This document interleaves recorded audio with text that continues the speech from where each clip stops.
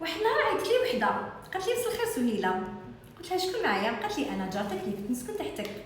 انا فرحت باسكو تفكرت ليا تفكرت الحومه اللي كنت نسكن فيها. قالت لي سهيله شفتك في ليميسيون وشفتك في واحد ليفينمون. هذاك ليفينمون كانوا فيه عده معروفين. بدات تقول لي فيهم وعليهم. ردي بالك يا سهيله من فلانه، ردي بالك من فلتانه، فيها وفيها وفيها وفلان فيه وفيه وفيه. وبدات تحكي لي الحكايات. المهم تهضر وتعاود. ومن بعد قالت لي ردي بالك وانا نحبك وانت ياك يا اختي وما نحبش عليك. زادت شويه قالت لي سهيله حبيت نسقسيك، نتيا ماشي كنتي تخيطي لي دغا، كيفاش راكي تخيطي للعرايس؟ انا كاين احيانا جواب تردي عليه بالصمت، واحيانا جواب تردي عليه بضحكه استهزاء، وجواب تردي عليه بالكلمه القاسيه، وجواب تردي عليه بالحنانه. ça dépend la situation. انا في هذا الموقف ضحكت قلت لها انا مصممه ازياء. طبعا من بعد موراها لغات المتابعه. علاه لغات المتابعه؟ على خاطر لو كانت تكمل تشوف المتابعه تنقهر، تنظر، تمرض. اوكي، حبيت نوصل لكم المعلومه ان هاد الانسانه بالذات اللي كانت تهضر لي على هذوك لي بيرسون واللي تشوفها متصوره معاهم في لي زيفالمون، هنا عقلي تحبس، هنا تقدروا تفهموا المعنى.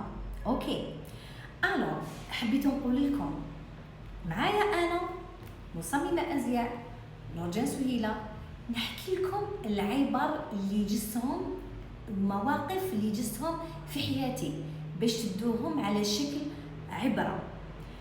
بعد يما وبابا الناس كل كذابه، صدقوني بعد يما وبابا الناس كل كذابه.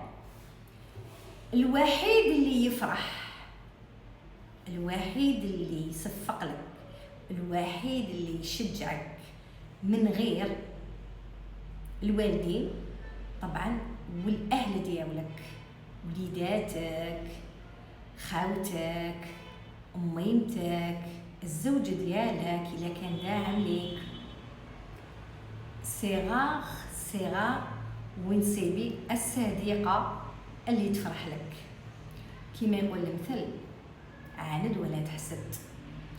ولاد غا راهم بقيمتهم وبشانهم، ماشي روح وخيط دغا، ماشي روح وخيط مخده، ماشي روح وخيط اوس. يعني الخياطه راهي بقيمتها وقدرها، ماشي روح وقول انا خياطه، ماشي روح ويكون عندك طولة البال. من هذا المنبر بقلب صادق نوصل لكم الرساله انكم عمركم ما تخلوا لي غمارك تاع الناس طبعا ولا راي تاع الناس ياثر عليكم في السلب، دائما ياثر عليكم في الايجاب. اما تافونسي، اما تزيدي، اما تنطلقي، اما تتطوري، ما تعاوديش تولي اون اريير، باسكو هما راهم يستناو هذيك اللحظه اللي تعاودي تولي فيها اون اريير، ونساو باللي نتيا ولا انت عندك ربي فوق السماء وعندك الصفا في الخدمه. هادو لي دو شوز الا درتيهم وتبعتيهم في حياتك لا محاله حتكون ولا حتكوني من الناجحين. حكايه تاعي اليوم حكيتها لكم من القلب، ماذا بيا تحكوا لي مواقف كيما هادو صراو لكم مع الحباب ومع الاصدقاء.